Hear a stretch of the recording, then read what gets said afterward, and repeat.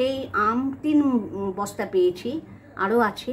এই আমগুলো না যাকে দিয়ে পাড়া করিয়েছে ও কী করেছে, ওপর থেকে নিচে ফেলে দিয়েছে, যার জন্য দেখুন এত বড় বড় আমগুলো সব ফেটে গেছে। এগুলো তো পাকবে না, তার জন্য কী করছি, এখনই আমি এটাকে আচার বানাবার জন্য কেটে নিচ্ছি। আমি কতগুলো কেটে নিয়েছি, আর 2টো কাটবো। দেখুন আমগুলোর সাইজ, এক একটা আম 500 গ্রামের ওপরে হয়।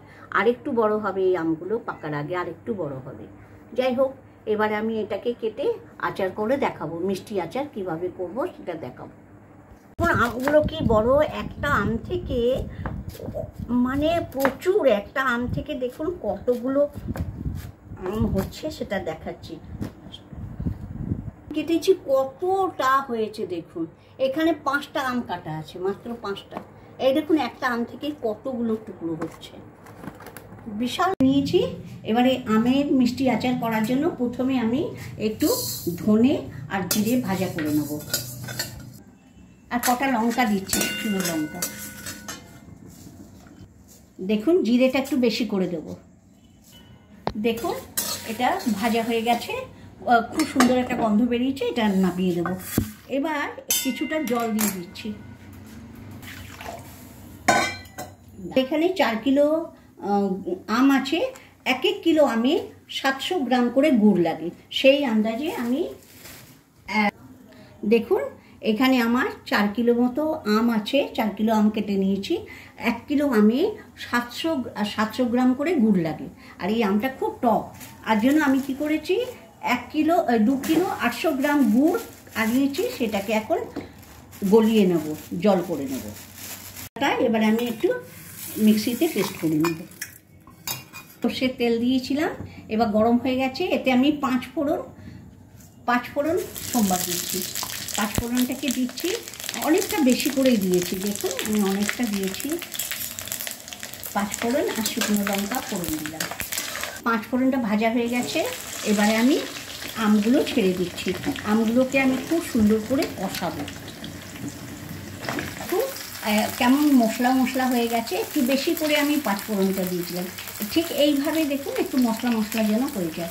এবারে আমি পরিমাণ অল্প করে নুন দেব, যেহেতু এটা মিষ্টি আচার, মিষ্টি আচারে কিন্তু বেশি নুন দিলে নুনটা হয়ে যাবে, তাই অল্প একটু নুন দিচ্ছি। হলুদ দিচ্ছি, একটু আন্দাজ মতো হলুদ দিচ্ছি। খুব ভালো করে আমি নাড়াচাড়া করে হলুদটাকে একদম ভালো করে মিশিয়ে দিয়েছি। এবারে আমি এটাকে 10 মিনিটের জন্য ঢেকে দিচ্ছি। দেখুন আমার গুড়টাও একদম রসটা হয়ে গেছে, দেখুন কি সুন্দর সব গুড়টা গলে গেছে।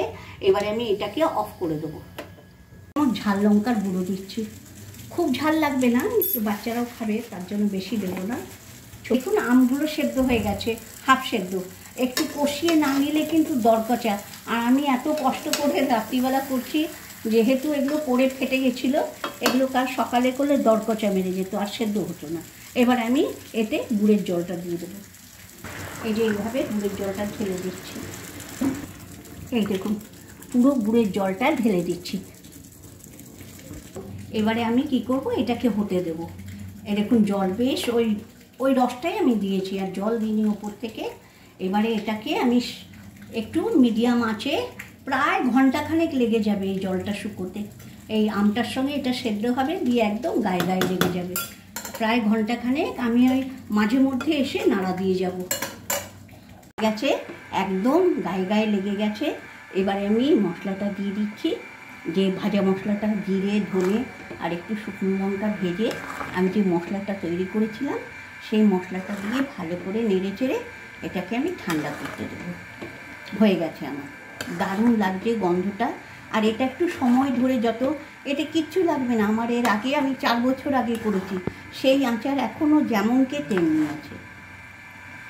বছর আগে তৈরি করা আচার এখনও ভালো আছে, কালো হয়ে গেছে, কিন্তু এখানে আরও 2-3 বছর থাকবে, কিচ্ছু হয়নি, দেখুন কিচ্ছু হয়নি। এটা বাড়িতে একবার আপনারা অবশ্যই ট্রাই করবেন, একবার করলে আপনার 3-4 বছর থাকবে, কিচ্ছু হবে না। আর এই দেখুন আমি একটু বার করে নিয়েছি খাবার জন্য, কি সুন্দর কালার হয়েছে। এইটাই আমি কয়েকদিন রোদ দিতে দিতে একটু কালচে হয়ে যাবে, তারপরে এটাকে বয়ামে ভরে রেখে দেবো। দেখুন বন্ধুরা, আমার আচারটা তৈরি হয়ে গেছে। এটাকে না আমি 3 দিন রোদে দেবো, একদম কটকটে রোদে 3 দিন দেব, তারপরে বয়ামে রেখে দেবো। আমার এই রকম করে তৈরি করা আচার 3 বছর ধরে আছে, কিচ্ছু হয়নি। এবারে আমি এটাকে কি করব, সারা দিন রোদ খাওয়াবো। আর একটা এরকম চালনি হলে খুব ভালো হয়, ঢেকে দেবেন আর রোদটা